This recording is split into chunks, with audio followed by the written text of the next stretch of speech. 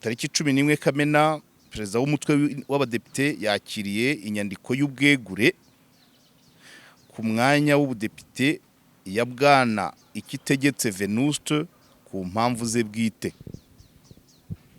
Depite Ikitegetse yari yatowe nk'umudepite uhagarariye urubyiruko, akaba yari mu badepite bagize komisiyo y'imari n'umutungo wa leta. Gosiyo pake uyu niwe mudepite wa mbere weguye muri manda ya gatanu y'inteko ishinga amategeko. Ubundi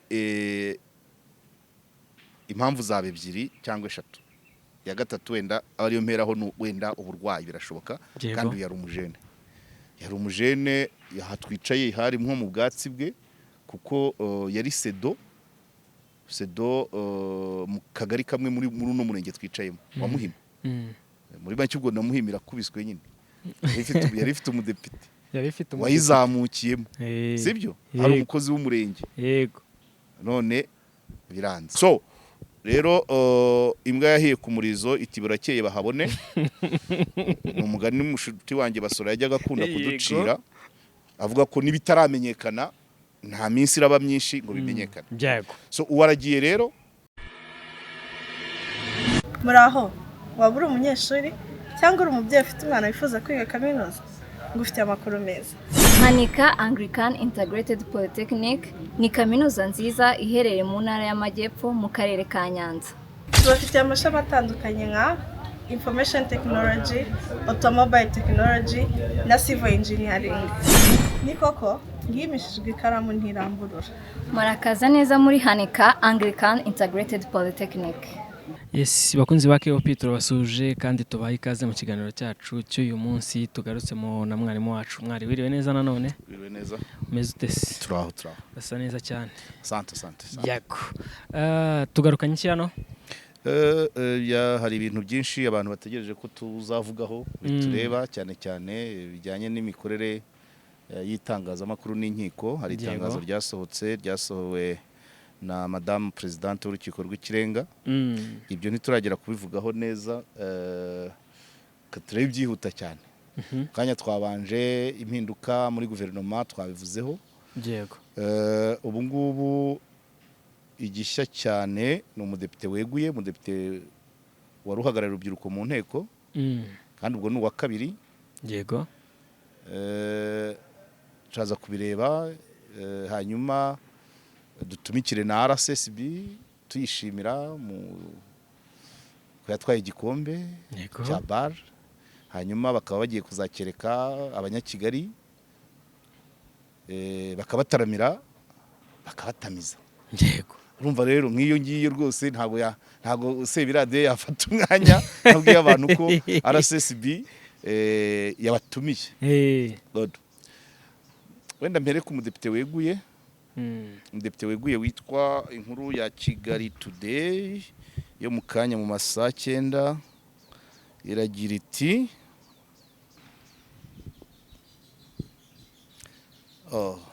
navanyeho data. Umudepite witwa Venuste wari uhagarariye urubyiruko, bavuga ko amaze kwegura, amaze gutanga ubwegure bwe mu nteko ishinga amategeko. Yego. Ntabwo ari inkuru ndende, reka nyisome. Kigali Today, umudepite uhagarariye urubyiruko mu nteko ishinga amategeko y'u Rwanda yeguye kuwa 11 n'uyu munsi. Kandebe iyi nkuru yanditswe saa 9:13. Tariki 11 Kamena perezida w'umutwe w'abadepite yakiriye inyandiko y'ubwegure ku mwanya w'ubudepite ya Bwana Ikitegetse Venuste ku mpamvu ze bwite. Depite Ikitegetse yari yatowe nk'umudepite uhagarariye urubyiruko, akaba yari mu badepite bagize komisiyo y'imari n'umutungo wa leta. Gosiyo pake uyu niwe mudepite wa mbere weguye muri manda ya gatanu y'inteko ishinga amategeko iva mu mwaka wa 2024 kugera 2029. Icyakora muri manda ya kane heguye abadepite batatu. Kuwa 28 Ukuboza 2022 Ernest Kamanzi nawe wari uhagarariye urubyiruko nawe yareguye. ku mpamvu ze bwite, ariko bikavugwa ko yari amaze gutahurwaho ingeso y'ubusinzi. Icyo gihe hari hashize icyumweru mugenzi we Dr Mbonimana Gamariel nawe yeguye ku mpamvu ze bwite. Icyakora hari hamaze iminsi havuzwe amakuru y'umudepite wahoraga atonganya abapolisi bo mu muhanda mu gihe bamuhagaritse yasinze. Hanyuma Jean Pierre Celestin Habiyaremye nawe yeguriye muri uriya mwaka. Inkuru nta yandi makuru ahagije turabona. Ari umunyamakuru wayanditse yambwiye ko nta yandi afite. Ari bamwe mu bagize inteko ishinga amategeko nabajije amakuru nabo ntago barabona amakuru ahagije. Ariko ubundi impamvu zaba ebyiri cyangwa eshatu. Ya gatatu wenda ariyo mperaho wenda uburwayi birashoboka, kandi yari umujene yahatwicaye hari nko mu bwatsi bwe, kuko yari sedo mu kagari kamwe muri uno murenge twicayemo wa Muhima. Muri banki ubwo na Muhima irakubiswe nyine, yari ifite umudepite wayizamukiyemo, sibyo? Hari umukozi w'umurenge, yego, none biranze. Ariko uburwayi imyaka yose umuntu ashobora kuba yarwara, ariko ako ni gato cyane. Izindi ebyiri zikomeye, hari nziza yo kuba ari umuntu ugiye guhabwa undi mwanya ukomeye, nta makuru turabona. Indi yikubiye kenshi nijya kumera niyo bagenzi be bazize muri manda ishize y'imyitwarire. Bagenzi be bazize imyitwarire n'agacupa kenshi. Harimo burya imyitwarire haba harimo byinshi. Hashobora kubamo agacupa, hashobora kubamo ubwambuzi, hashobora kubamo uburiganya mu masambu, hashobora kuba afite urubanza n'abavandimwe byarananiwe kuzungura ababyeyi babo kandi ari we wakabarebereye. Byose biza mu myitwarire. N'ibijyanye n'amajipo, ibyo byose biza mu myitwarire. N'ubu nk'uko mu metero dusanzwe dutera, iyo aza kuba ari senior parliamentarian twari kubihuza n'impinduka muri guverinoma z'ejo. Kuko hari igihe mu buryo bubiri. Hari igihe umudepite nk'uyu wo muri park aba ashobora kuba wenda afitanye isano n'abavuye muri guverinoma y'ejo, kw'influence n'urugero, cyangwa kugira ibyo abona akabyirengagiza. Yego.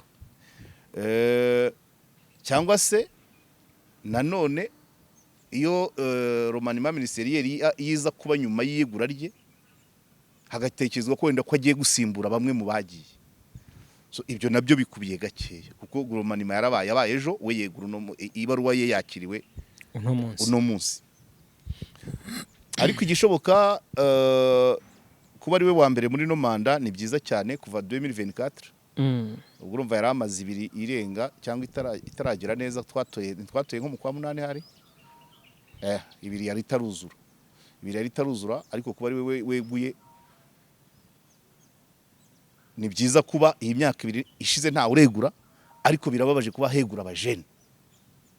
Ubwo tubaze gutakaza abadepite babiri b'urubyiruko bagenda muri ubwo buryo bw'imyitwarire. Biratanga isura ki ku rubyiruko niba baruhagarariye bagera mu nteko ntibarangize manda? Yego. Biratanga isura ki kuba batoranywa bate? Ese ni gute bigenda bite kugira ngo batoranye buri gihe abagerayo bakagarukira nzira? Cyo ni ikintu cyo kwibaza. Kubyibaza si cyane, numva ni 50%, nesheka ya 50%. Abadepite abari babiri cyane, umwe ntarangije manda, si 50%. Kimwe cya kabiri cy'abadepite bahagararira urubyiruko, ariko twabyita muri manda ebyiri ntibazishoje. Iyo statement iriyo cyane. Ntabwo ari nk'uko kwishyaka ku mutwe wa politike ufitemo abadepite nk'15, buriya havuyemo babiri muri 15, ni kimwe cya 7 n'igice. Donc ni munsi. Dushobora no kutabimenya. Ntabwo wabimenya, ntacyo bisigamo. Ariko umwe muri babiri, okay, ubundi titire kuvuga ngo umwe muri babiri bahagararira urubyiruko mu nteko yeguye, si byo se? Uko bimeze 50% iragiye. n'uwa mbere Kamanzi Ernest nawe nuko byagenze. Ubwo ikibazo no kwita urumva bakuru bawe ibyo barimo kubyumva bose nabagabo kubyumva kandi abagiye umugore n'umugabo abadamu ubwo namwo bazamutse kuko bo manda barazirangiza cyane. none tumaze kugira abadepite babiri bahagarariye urubyiruko b'abagabo bajya mu nteko ntibarangize manda imwe. Ikibazo gikomeye ariko sibo bonyine ni ukubanza ukareba ese imyitwarire idahwitse bayiga bageze mu nteko cyangwa bayize mbere cyangwa bakayiga ari ukubera ko babonye agashara kazamutse. nawe urumva ibaze kuva kuri sedo ukajya kuba depite wahembwaga munsi ya gitifu w'akagari none ukajya guhembwa hejuru ya meya. Nabyo hazamo akantu nabyo byatezamo ihungabana ry'ubukungu n'ubwonko bukajagarara. Ihungabana ry'ubukungu ntabwo ari ihungabana ry'ubukungu bw'uwo muntu ariko ni ihungabana rizamuka. Ashobora kugera aho hantu niba yamanangengaga 200,000 twa sedo w'akagari mu mujyi wa Kigali none akajya kumanagenga 3,000,000 kandi agashaka imigambi ye yose irangirire muri ya manda imwe cyangwa se akaba afite abo yitura bagize uruhare mu kuzamuka kwe. Noneho agafata kumwe voda abavuga akabanza akareba imodoka akareba ikibanza akagira gute.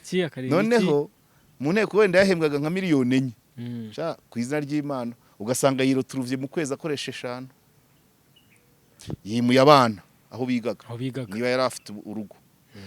Umudamu amukwiye kukaza ati 200,000 ingahe ntabwo ari amafaranga y'umudepite yihoreye nugereba abana akavugurura inzu ya nyina. Yego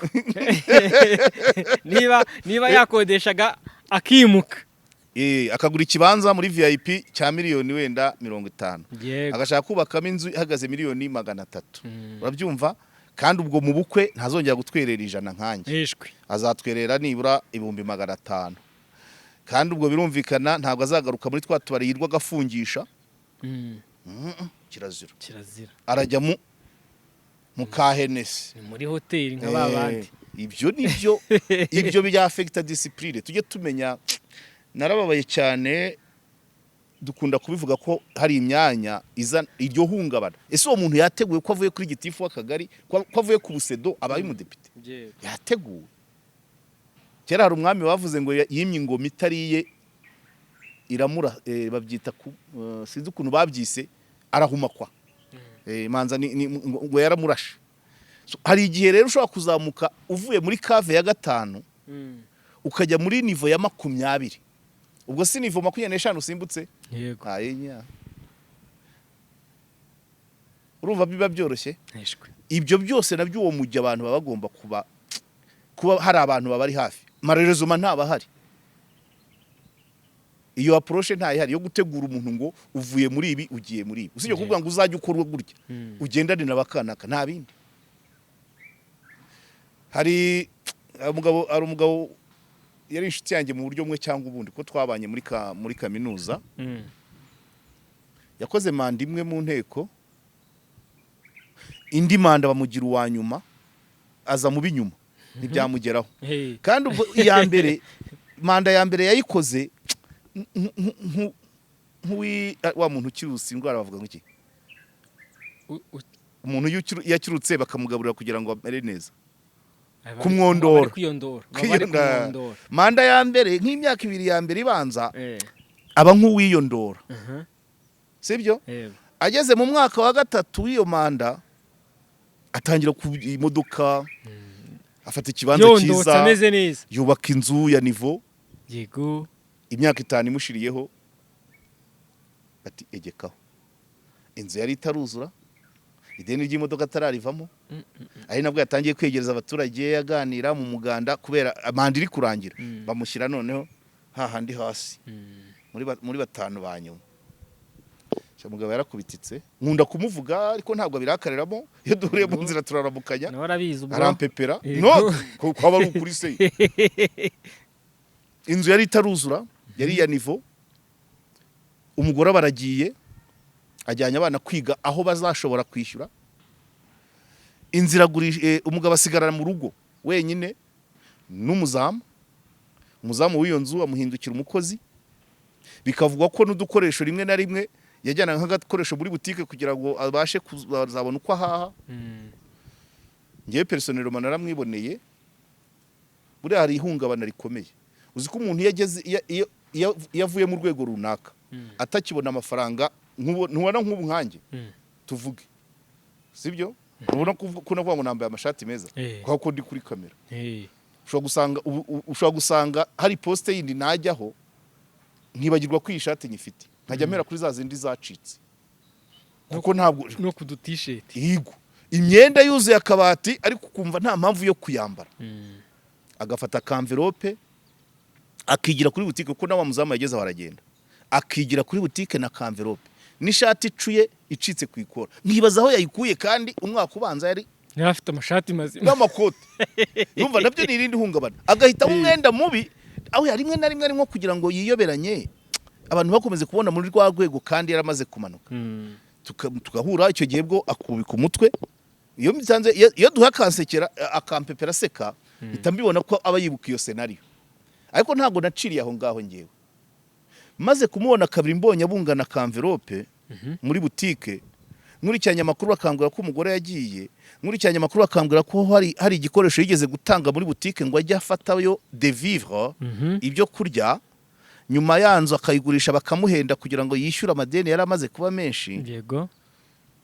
Nandikiye umuntu wari ushinzwe communication mu nteko, ndamwandikira, twaracatinga nga kuri Facebook no kuri WhatsApp. Ndabwira ariko aba bantu banyu hari ibyo mubaganiriza by'ubuzima bwa nyuma y'inteko? Reka ati si bakuruze. Urumva? Arambwira ati wapi, cyokora iyo ngiyo ntiyayikora, yari hasi, ikurikiyo baramuzamura. Okay, arahogera aragaruka. Iyo bivuze nta kibazo, mba nerekana ibibazo dufite muri societe. Dufite abantu, ubwo nubwo duhereye kuri uyu wavuye kuri sedo akaba umudepite, ariko kubuvamo n'ubu ni nkaho nakavuze ngo nyuma yaha niba nta wundi mwanya hawe akagari sara kajyamo psychology. Nza abantu n'abara abadirecteur b'ibigo by'amashuri bamuvanamo yaba meya cyangwa y'umudepite, ibyo byarangira ntasubire kwigisha, akahita bireka, hasi yarasubira mu busedo. Igisubizo ni hafi yawe, ni hoye. So icya kabiri avuyemo wenda bimutunguye, ubasigaranya amadeni, ushobora gusanga agiye kubaho munsi ya sedo, kuko sedo ntago yarenza credit ya miliyoni 15, ariko umudepite barakurundira pe. Barakurundira nuko zana igikapu bakakuzuriza. Yego, ariko ukimara kwegura bank nta minsi guha, nta nubwo yibwira ngo nzabanza ashaka kandi reka bazi uwo munsi. Dore icyo watwerekaga kizakwishyurira kivuyeho, dutwaye ibyacu kwagiye. Muri babandi navuze rwa rutonde, navuze rwa ya manda ya 4 harimo byabayeho, ariko we yahise afatirana. Yamenye ubwenge ariko yahise afatirana bati ikibanza cyanye nagikunda gararara, avuga ati reka mpere kubyo ntakeneye cyane. Imodoka abarishyuye kugira ngo ikibanza cye kitagenda. Uriya ni umuhanga cyane. We yahise anabyandikaho, buriya ujya gukira indwara arayirata, yahise anandika ku cyamukozeho, yanditse igitabo, baragisesenguye igihe kirekire. Urubyumva cyane pe. Ubu uyu nguyu nubwo tutaramenye, uranda nagifite mu rwara kimaye, nanjye ndagifite rwose, naragisomye ndagisesengura, ndagisomye nk'inshuro 5. Uyu nawe ubu sedo ntiyabusubiramo, wa wundi we yasubiye kwigisha kaminuza naba nawe. Abo bandi babiri bari kumwe nawe ntawe ugaragara. Waragaragara ibereye muri kaminuza, ntari ibereye muri kaminuza yo ruganize kare yandika ibitabo guze agamagara abantu abandi rekada. Uyu nawe agiye kongera kuri babandi. Yego. So nuvuga ngo hakabayeho ikintu kimeze gute, kuvuya aha ukaba ugiye aha. What is next? Uzahitwara ute? Hari n'abantu umuntu w'umudepite kubera akazi kabera Kimihurura agashaka gutura muri Kigali, akimura umuryango kandi ari manda imwe. Yakwimura umuryango yagera i Kigali, wenda ubuzima bukananira uwo bashakanye cyangwa abo yabyaye n'urugero. ariko hari umusaza umwe watsimbaraye manza yari abizi ko bizaba, umugore yabonye manda imwe, umusaza ati simva simva mu rutoki rwanjye n'inka zanjye, genda ukore uzajya uza usanga, kandi koko n'uwo mudamu we yakoze manda imwe. Ubu kuri no saha uwo mugabo yaba champion cyane, abantu bahita bemera kwimura imiryango, wari ufite urutoki, wari ufite amashyamba, inka zawe, amaterasi y'indinganire wihingira ibirayi, manda imwe ukiruka ngo wegere akazi. Niba hari ikintu, niba hari shock izabaho, niba hari abantu bari shock, ni abantu babaye mu nteko manda imwe. Arubize nabyo abantu bajya dufasha gukora ubushakashatsi, abantu babaye mu nteko manda imwe bavanyemo igikomere, kandi nta approach yo kubegera no mu bumeya meme, uburyo abameya bavamo twebwe tukataka tukatera imetero, kandi turi kwataka umuntu wahungabanye, ariko se hari urwego rwo kumurehabilita no kumubungabunga, kumufasha. Kandi uwo mu nteko yarambwiye ati reka ngo ni bakuru n'aba bose n'abavuye mu bumeya cyagiye kimubira ntigeze ubitayo, ni ukwihigira akazi bushyashya. Yego, kandi hajemo ibikomere, umuryango warasenyutse, yarawimuye, wari utaramenyera hanaha, ubuje hanaha, abana kwimura amashuri, ibyo byose aba ari ibikomere bigenda biba mu miryango. So rero imbwa yahiye ku murizo iti burakeye bahabone, ni umugani n'umushuti wanjye Basora yajyaga akunda kuducira, avuga ko nibitaramenyekana nta minsi iraba myinshi ngo bimenyekane. So uwaragiye rero ni isomo ku rubyiruko rujya mu nteko, ni isomo ku baruhitamo, ni isomo ku muntu uwo ari we wese ushobora kujya ahantu hakuba inshuro 10 umushahara yahembwaga. Uwo agomba kugira preparation morale, byaba na ngombwa akagira advisor, psychologist umuba hafi. Yego, urumva? Yego, ubejo turamubona cyangwa tumubure, nitunamubura tuzaba tumubonye, sibyo se? Aho yagaragaraga mu kagari, mu murenge, ibikorwa yagiraga tumubure, ibyo nabyo nukumubona, kuko uwabonekaga ari sedo avuye mu budepite turamubura. Yego, abantu bari ku mbuga za Muhima ndimo ndababaza amakuru, niba baza amakuru y'uyu mudepite wahavuye weguye, akambwira ko bari kuyahishahisha. Nibyo nakubwiye ngo yahiye ku murizo iti burakeye bahabone, murayahisha tuzayamenya. None akambwira ngo ngiye usesengura, ndakubwira iki se? Si bibura bihisha ngo niba yanditse nta birenze. Yego, abo bihorera. Ntago mbihorera bayidya. Aba ari bo batugize. Aba nibo batugize. Nongere ubwo nibagiye gutanga felicitation ku muhungu wacu, umuhungu wa Tisian Mbangukira wa graduate wa defense akabona 85. Tisian urumva abo twiganye abana babo batangiye kubita 85%. Yego. Arsene congratulations. Yego. RSSB rero ngira dutumiye ngo tujye gutamira no kutwereka igikombe. Yatwaye igikombe mu rwego rwa Afrika, ni cy'abanyarwanda. Yego, amafaranga aba muri RSSB nayo n'ay'abanyarwanda. Yego, bwiteganyirize bwacu, ariko tuba dukeneye kubona n'ibyo ikoramo. So rero igikombe bafashe bazakerekana ku wa gatandatu, bazakizengurutsa umujyi wa Kigali. Kanze ndebe, bazakizengurutsa umujyi wa Kigali wose guhera saa 9 ku wa gatandatu saa 9. Hano manza nibeshya hari batumiye abanyamakuru, ariko bashaka ko bimenyekana. Ya urwange ndeka ndurangirize hano. Yego, invitation for media coverage. Aha batumiye abanyamakuru babwira ati dear editor, chief editor, media partner, ati mu gihe twizihiza dushaka kwerekana igikombe twatsindiye muri bar nka RSSB Tigers, tubatumiye mu kuzaza gukurikirana icyo gikorwa kidasanzwe.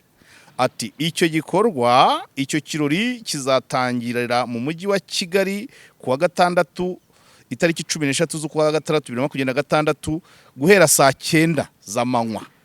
Igikombe kizazungurutswa umujyi wose duhereye kuri Club Rafiki, tumanuke Kimisagara, duce Nyabugogo, tuzamuka umurima wose, tugere mu mujyi rwagati, tumanuke Sonatube, dukomeze Remera, noneho dusoreze kuri KCC Kigali Convention Center, aho hazabera ikirori gikomeye kizaba kirimo na konseri, igitaramo. Yego. Aha, ati icyo gitaramo kizazamo abahanzi banyuranye nk'uko bigaragara, ati kandi kizatangira isaa 10 kandi kwinjira ni ubuntu. Ubwo bivuze ngo ubundi kwinjira ni ubuntu, ni ukubwira abaturage, kuko ibyo si wabibwira, ibyo si byo kubwira umunyamakuru wamutumira, ahubwo umunyamakuru ni ukubaza ngo ese kuza ni ubuntu. Yego. Uri kucyumva gisobanure neza. Umunyamakuru niwe ubaza, niwe bari kubaza ngo tuzazira ubusa, tuzazira ubuntu, tuzaza ku buntu. Ntago aribo bari kubivuga, ariko abaturage batubebo kwinjira ni ubuntu. Ariko se gukora inkuru ni ubuntu? Kako kantu siko kagarutseho kenshi. Oya, naba ngaba barabyumva, niyo mpamvu mbitangaje hakiri kare. Sibyo? Ati rero twabatumiraga kugira ngo muzaze kureba muri icyo gikorwa no kugikoraho inkuru. Ifoto nk'uko mubibona harimo ya nzira bazaturuka, Club Rafiki, Kimisagara, Nyabugogo, Muhima, Mujyi rwagati, Sopetrade, Iremera, KCC. Abahanzi bazaba bahari muri konseri azaba harimo Ariel Ways, ntago benshi mba mbazi. Ariel Ways uramuzi? Ndamuzi. Aha, Juno Kizigenza ndamuzi. Aha, Kivumbi King ndamuzi. Aha, Bulldog ndamuzi. Aha, Kenisor yego ndamuzi. Na Angeli Umutoni. Yego. Wo njya numvamo ni Bulldog. Abandi n'abandi nabanzi bakomeye cyane. Birumvikana ko ntago ari si ibintu byanjye. Good. Aba rero nibo bazakesha igitaramo. Ubwo ubu butumwa n'ubw'umujyi wa Kigali, ubwa RSSB n'umujyi wa Kigali batumiye abatuye umujyi wa Kigali ngo bazajye kwishimira icyo gikombe. Ikintu cyo kwishimirwa ni igikorwa mu bikorwa byinshi byagiye mu bikorwa byinshi RSSB ikora, bimwe bishimwa ibindi binengwa, ariko nibura gutwara igikombe, kira gikombe vraiment ni ishema ry'abanyarwanda, ni ishema ry'abafite ubwiteganyirize muri RSSB. Inyubako turazibona n'ibindi kuzamura ubwiteganyirize, ibyo nibyo. Ubundi ikigo gifite ikipe ni inzira ya mobilisation. Yego. Habaye match ya RSSB Tigers, ni umwanya wo kubwira abantu ngo twazamuye tuzageza kuri aya naya kubera iyi mpamvu. Dore muri pension dutanga aya naya. Dore impamvu twazamuye mitiweli. Urabyumva? Bikagenda gutyo. Si ikipe yo gukinira amafaranga, ahubwo itwara amafaranga ya RSSB, yakabaye mobiliza niyo yajya muri buri karere. Nta karere kadafite ikibuga cya basket. Yego. Bakigishizamo ibyo bintu. So ubwo igisigaye ni cy'abanyamakuru bari kubaza niba abaturage niba kwinjira ari ubuntu. Abanyamakuru bo kwinjira ni ubuntu. Mugasubize neza. Regis rwose n'ikipe yawe mugisubize neza, mwatumiye. Yego. Ngewe urwanjye ndarurangije, ndabimenyesheje abatuye umujyi wa Kigali n'abatuye hanze kuza kureba igikombe n'abi Rwamagana baza, kuko ni igikombe gihambaye. Ariko abanyamakuru bati ese niba kwinjira ku muturage ari ubuntu, umunyamakuru gukora ni ubuntu. Ubu umunyamakuru uzafata imodoka ye akazenguruka iyi nzira yose batembereza igikombe, essence ye ni ubuntu, azaba yanywereye ubuntu. Internet azakoresha. Yego, umwanya azaba ari hariya kuri KCC. Ibyo nicyo gisigaye gusobanuka. Kandi ndabizi baratwumva, nongere n'abashimire, hari ibintu barimo neza, hari amashimwe tuzatanga mu gihe kiri imbere ku kiganiro nigeze gukora. Yego. Yego. Murimo murakora neza, ariko nimukomerezaho n'ibindi muzadusubiza. Byanyeretse ko nabo hano baba bahari. Yego. Baba bahari. Kandi nicyo tubereyeho ni ukugira ngo twunganirane, kugira ngo turiho twageza umuturage w'u Rwanda. Tukazamuraho gato umwe, buri umwe agiye ashyiraho 0.2% n'undi 0.2%. Nyuma y'imyaka 20 umunyarwanda yaba ari igitangaza. Yego. Bakamenya ibibakorerwa, bakagira aho bavugira ibitagenda neza, bakamenya uko basaba ibyo bemerewe. Ibyo ni ibisanzwe, ni ihame rya accountability. Ntabwo byakabaye ari ibintu bihishwa. Ubu twakabaye tunamurikirwa budget y'iri ya kipe, ntabwo ari ibanga. si byose ko bimeze ntago bafata amafaranga y'umuturage wenda bafata mu nyungu zari amazu RSSB yarubatse ariko yose abara y'umuturage kumubwira ngo ibaze ibiyo batsindwa noneho n'amafaranga ikipe yayatwaye si byose ntari amakipe tuza atajya atsinda kandi aba yatwaye amafaranga so ubwo rero twishimire ko nibura RSSB yo igikombe yakizanye ubwo abanyakigali nk'uko twatumikiraga umujyi wa Kigali mu gihe cya UCI mwese saa 9 kuwa gatandatu buri wese aho atuye ahagarare ku muhanda yitegure aceho igikombe kizamuca imbere ufite akanya agiherekeze mpaka kuri KCC umvuga ngo guhera Rafiki ubwo aba 40 ntibarimo Club Rafiki kazamuka stade ugakata hari bayita tapi munsi ya tapi rouge abaho bose Nyakabanda Kimisagara Maison de Jeunes Inkunda Mahoro ugakata Nyabugogo ukazamuka kwa Kabuga kwa Mutangana kwa Kabuga Feruje ugakomeza mu mujyi aba hano peage abanyakiyovu umujyi bazaye muri peage na Sopetrade bakimanure ubwo bakomeza Remera ubwo harimo Gikondo Kicukiro Giporoso bamanuke kwa Rando